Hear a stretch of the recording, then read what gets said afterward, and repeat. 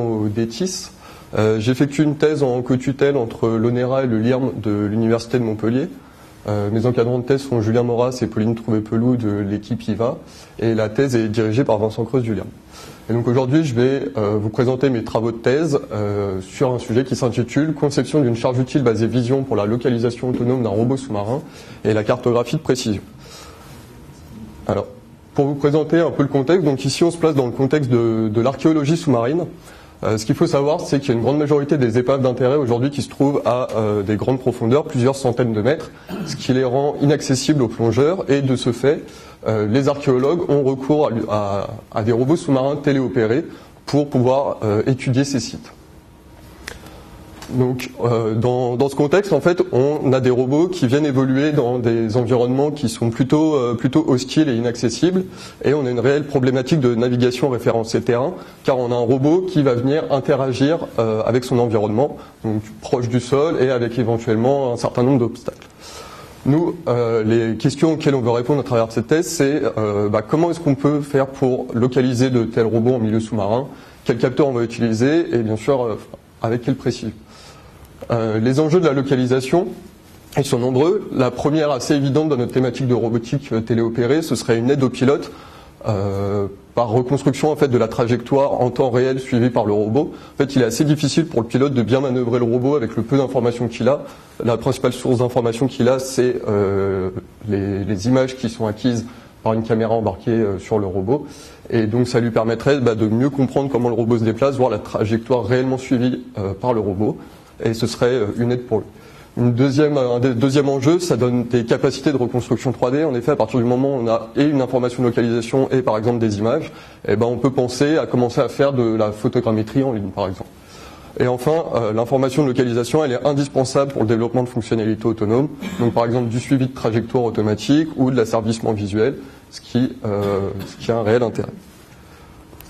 Au niveau des technologies existantes aujourd'hui pour localiser des véhicules qui évoluent en milieu sous-marin, on trouve principalement des capteurs de localisation, donc des Doppler Velocity Log par exemple, des centrales inertielles équipées de gyroscopes à fibre optique.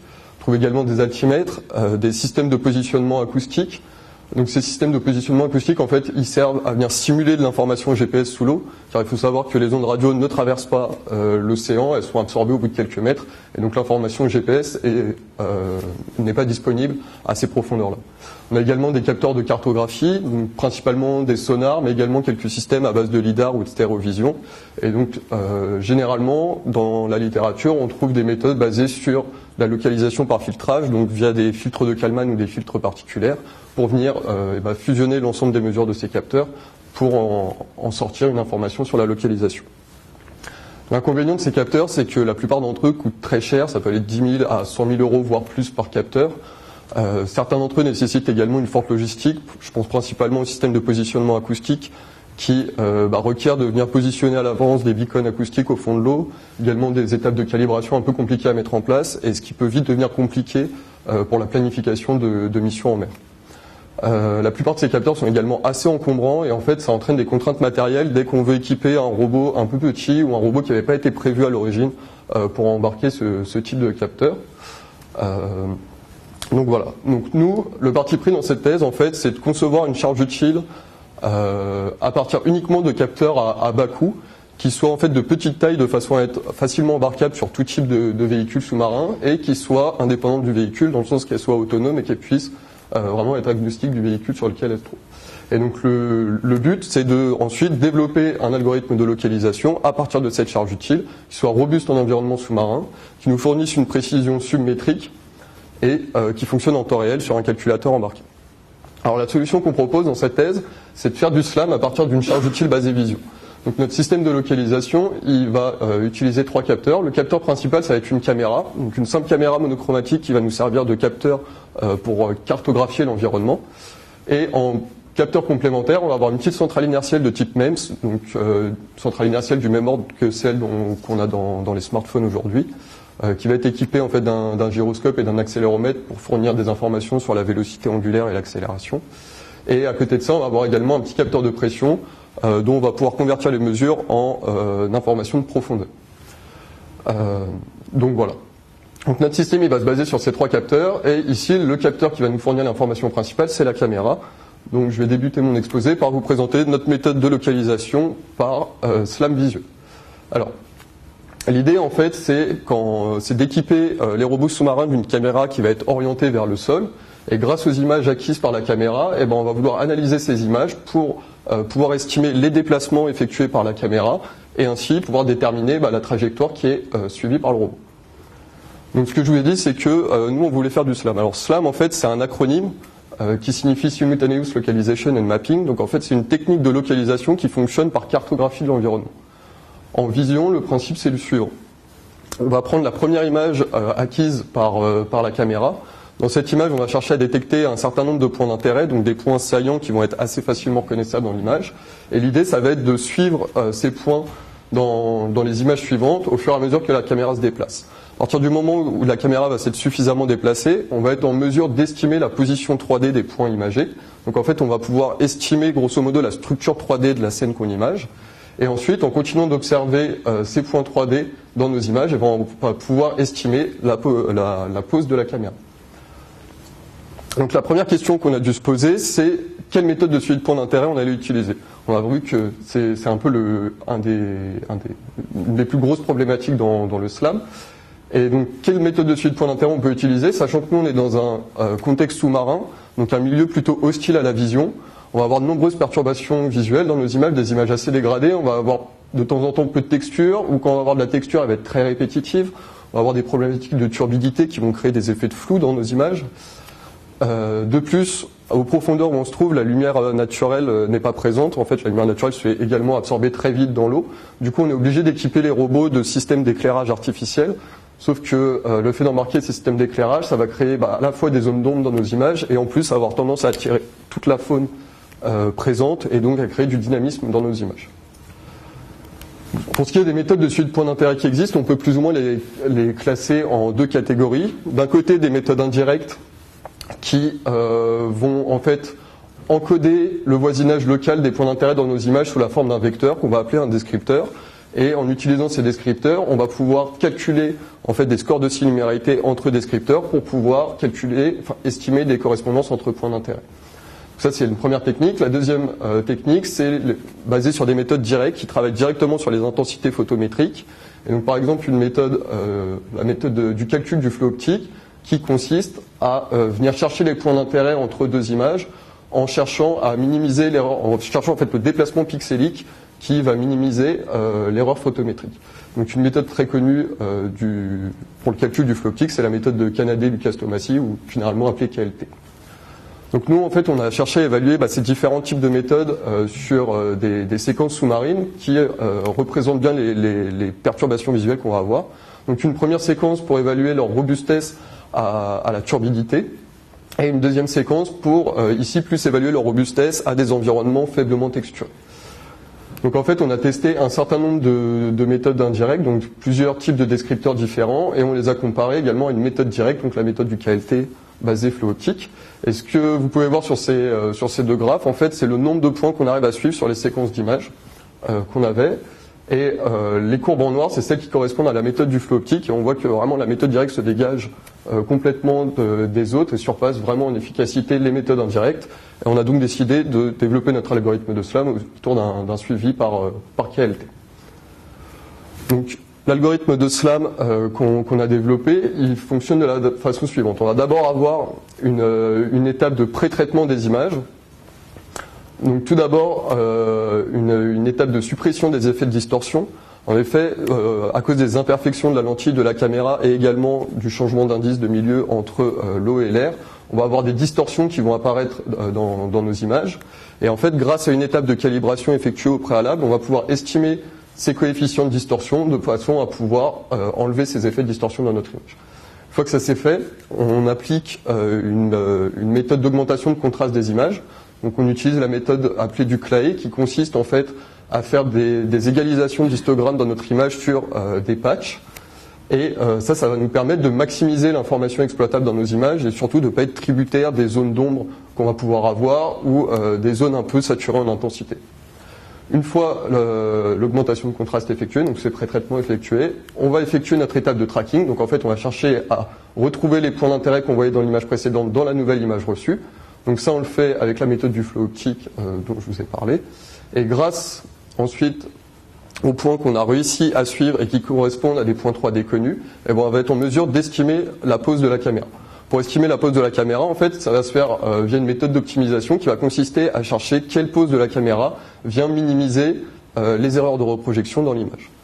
Donc ça, c'est le premier module, c'est le module principal de notre algorithme de SLAM. Ça va permettre de récupérer une information de pose de la caméra à chaque image.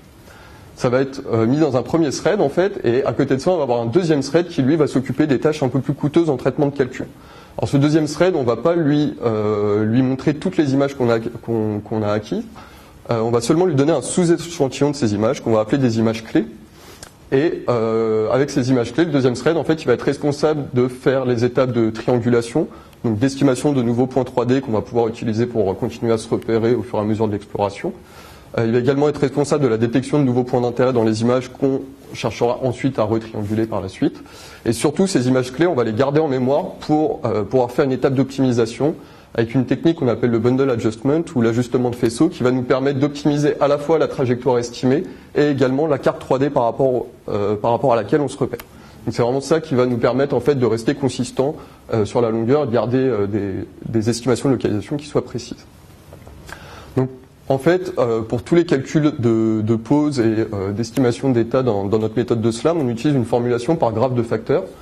Donc, dans une formulation par graphe de facteurs, en fait, on va définir un certain nombre d'états optimisables. Dans notre cas, ça va être les points 3D de notre carte et les poses de la caméra aux différents instants. Ces états optimisables, on va les relier via des termes d'erreur. Donc, dans notre cas ici, des termes d'erreur visuels basés sur des erreurs de reprojection. Et c'est avec ça qu'on va faire toutes nos estimations de pose. Donc dans le cas du module principal, donc l'estimation de pose de la caméra, ici, la seule chose qui nous intéresse, c'est la pose de la caméra courante. Donc c'est le seul état qu'on vient optimiser. Et on optimise cet état donc grâce au terme d'erreur qui relie la pose de la caméra à la carte 3D. À côté de ça, donc dans la partie bundle adjustment, ce qu'on va faire, l'idée, ça va être de prendre plusieurs images clés. Et on va chercher à optimiser à la fois la carte de points 3D et à la fois les poses des images clés. L'idée ici, en fait, ça va être d'ajouter des contraintes multivues sur les points 3D qu'on a estimés, de façon à affiner la précision de leur estimation. Et donc, en résolvant ce problème d'optimisation linéaire, on va être en mesure de récupérer de très bonnes estimations. Alors statistiquement, en fait, il serait optimal de prendre l'ensemble des images clés qu'on a calculées depuis le début et l'ensemble des points 3D, sauf que c'est pas quelque chose qui n'est pas faisable en temps réel. On a vite beaucoup trop d'états avec beaucoup trop de variables à optimiser. Et pour une question de pouvoir rester temps réel sur cette application, et ce qu'on fait, c'est qu'on va venir optimiser uniquement sur une fenêtre des images clés les plus récentes. Et donc grâce à cette méthode, on obtient des très bons résultats. Donc pour vous donner une idée, ici on a testé notre méthode sur 5 séquences sous-marines prises à 300 mètres de profondeur. Et donc on compare UWVO, la méthode que je viens de vous présenter, à des méthodes de l'état de l'art en SLAM visuel. Et donc ce qu'on se rend compte, c'est qu'on a un algorithme qui fonctionne très bien, on a une localisation avec une dérive inférieure à 2%, donc assez précise. Et surtout on a une méthode qui est beaucoup plus robuste aux conditions de vision d'environnement sous-marine que les méthodes de l'état de l'art. Le seul inconvénient de notre méthode, c'est que le facteur d'échelle est inconnu. Ce qui veut dire qu'en fait, on n'a pas d'estimation métrique. Ça, c'est dû au fait que, comme on utilise une seule caméra, on a une sorte d'ambiguïté d'échelle. En fait, on ne sait pas si on est en train d'imaginer une scène très proche et qu'on se déplace très peu, ou si on imagine une scène très loin et qu'on se déplace beaucoup. Pour résoudre cette problématique de facteur d'échelle, on est passé à un SLAM multicapteur. La première idée qu'on a eue, c'était de mettre à l'échelle les estimations de pose grâce au capteur de pression.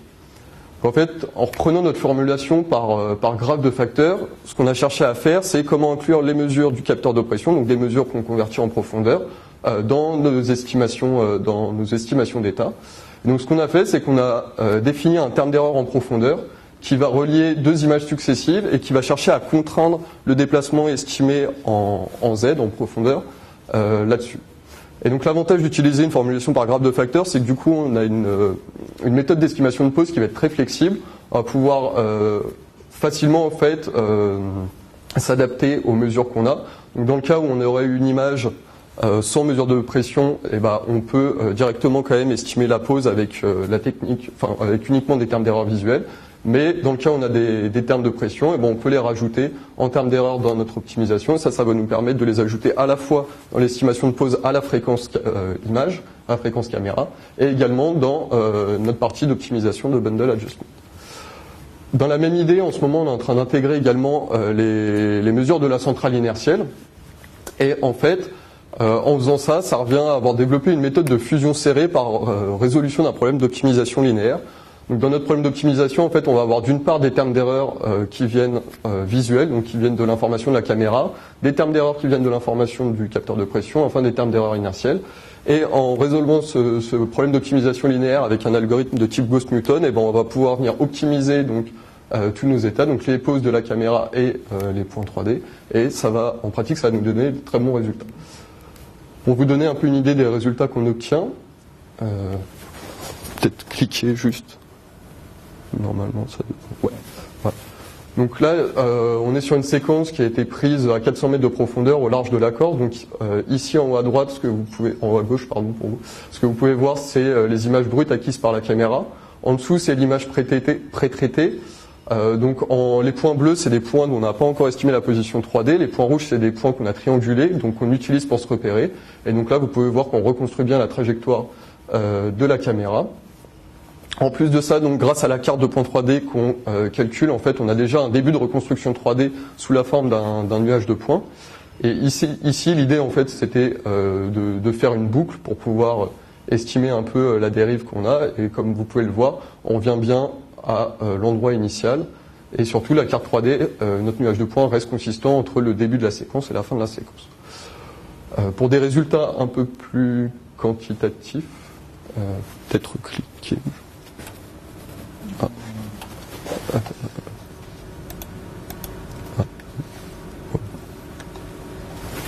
Donc pour des résultats un peu plus quantitatifs, donc on a pu tester notre méthode. Donc ici, ce qui est principalement intéressant, c'est les deux dernières colonnes. En fait, on compare la méthode de SLAM visuel à la méthode de SLAM multicapteur.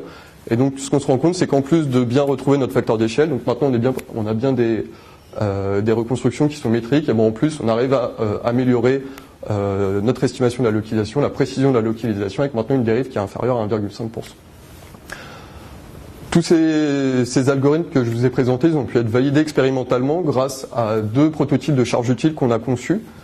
Donc ces charges utiles, on les a conçus en suivant un peu les objectifs qu'on s'était fixés au début de la thèse. Donc c'est des systèmes à bas coût qui sont vraiment petits. Un premier système qu'on avait fait qui peut aller jusqu'à une profondeur de 100 mètres, qui fait en gros 35 cm sur 10 cm. Et un deuxième qui, lui, peut aller à 500 mètres de profondeur et qui est encore plus petit, 25 cm sur 9 cm. Et donc le gros avantage, en plus d'être petit, d'être du coup facilement embarquable sur des robots, c'est que la charge utile est complètement autonome grâce à un PC embarqué directement dans la charge utile qui peut effectuer tous les calculs et donc faire tourner l'algorithme en temps réel. Ces charges utiles, on a pu les tester, les valider expérimentalement au mois de novembre en Corse lors d'une mission d'archéologie sous-marine organisée par le DRASM, qui est le département de recherche en archéologie sous-marine rattaché au ministère de la Culture. Et donc ça nous a permis on a pu, grâce à cette mission, en fait, équiper les robots utilisés de notre système et pouvoir valider expérimentalement tout le matériel. Donc pour conclure au niveau de nos contributions dans cette thèse, donc on a proposé une analyse et une évaluation des techniques de traitement d'images en milieu sous-marin qu'on a pu appliquer efficacement dans un contexte de robotique sous-marine. On a proposé un des premiers algorithmes de SLAM visuel basé vision qui soit robuste et précis en environnement sous-marin. On a également conçu et validé expérimentalement deux charges utiles complètement autonomes. Et on a également pu utiliser ces charges utiles en fait pour créer des jeux de données qui sont assez difficiles à obtenir et on a mis ces jeux de données à la disposition de la communauté scientifique. Au niveau des perspectives de cette thèse, donc d'un côté un peu technique, maintenant qu'on a une information de localisation qui est très précise, on pourrait penser à densifier les reconstructions 3D qu'on a. Pour l'instant, c'est surtout sous la forme de nuages de points, mais on pourrait penser à avoir des reconstructions un peu plus denses, toujours dans une idée de faire de la photogrammétrie en ligne. On pourrait également penser à des méthodes de relocalisation au sein d'environnements pré-cartographiés. Par exemple, si on explore un site une fois et on y retourne 2 ans après, pouvoir se relocaliser au sein de ce site qu'on avait déjà vu. Au niveau des collaborations, en ce moment on est sur une collaboration avec l'université de Stanford pour faire des tests pour équiper leur robot Ocean One de notre système. C'est des collaborations qui pourraient éventuellement perdurer à l'avenir. Il y a également des collaborations qui seraient possibles avec le DRASM, qui a en fait un réel besoin de technologies de localisation et de reconstruction 3D pour leurs robots sous-marins qu'ils utilisent. Et enfin, le système que je vous ai présenté dans cette thèse, il était donc principalement axé sur l'environnement sous-marin, mais en fait, de manière générale, c'est un système de localisation qui est assez robuste et très robuste en environnement dégradé. On a pu le tester sur des séquences prises par drone. Donc là, vous avez un drone qui évolue dans un complexe industriel. Et ce qu'on va pouvoir voir, c'est que ça fonctionne très bien aussi dans ce type de cas. Et surtout, vous allez voir que là, le drone va pas tarder à aller s'aventurer dans une zone très sombre avec vraiment très très peu d'informations. Et en fait, l'algorithme reste stable. Il réussit à extraire suffisamment d'informations pour continuer à se localiser. Et ce qu'on va pouvoir voir, c'est que, eh bien, il accumule pas du tout de dérive au moment où il est passé dans la zone très très sombre. Il va bien en fait, nos estimations de localisation vont bien ramener le drone sur sa plateforme de départ. Donc voilà. Donc pour finir, cette thèse a donné lieu à un certain nombre de communications, donc des communications nationales dans les groupes de recherche robotique et ISIS, également des articles en conférence nationale, un article en conférence internationale et des articles de journaux. Voilà. Je vous remercie de votre attention et si vous avez des questions, je me ferai un plaisir d'y répondre.